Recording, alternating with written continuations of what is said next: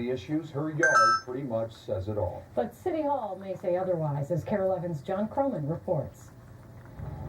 If you're heading into Little Falls, you'll see a front yard like no other. I said a prayer before I put the first sign out that my little signs would do some good. Robin Hensel is a grandmother and a former member of the local Chamber of Commerce, but her yard is decidedly pro-peace, anti-establishment. And Little Falls is a very conservative area.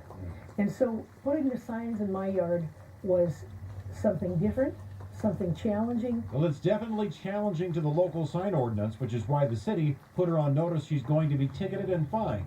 Hensel took the city to federal court for trying to limit her constitutional right to free speech.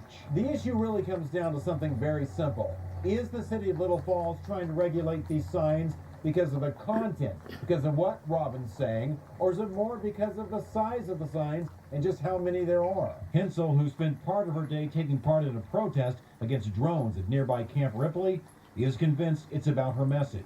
It is because I had a differing view, and there's very little tolerance in Little Falls for anything different. But the city's attorney asserts the sign ordinance is designed to protect property values in passing motorists. The city receives complaints from citizens, but ultimately, when the city goes to look for sign violations, they look at the size and number. I mean, she's got a right to her opinion and all that, but it's just voice it somewhere else instead of your yard. Some of the neighbors, like Janelle Lipinski, are siding with the city. That's why people are like, oh, you're the neighbor. Your neighbor's that lady with all the signs. Like, yep, that's where I lived.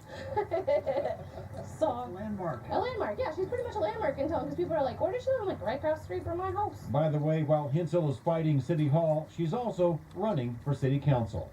In Little Falls, John Croman, Carol 11 News. Robin Hensel's attorney, Larry Frost, is a military veteran himself that took on her cause pro bono because of the First Amendment issues he believes are involved. Up next, a new report finds a certain group of people are losing a full 4 years off their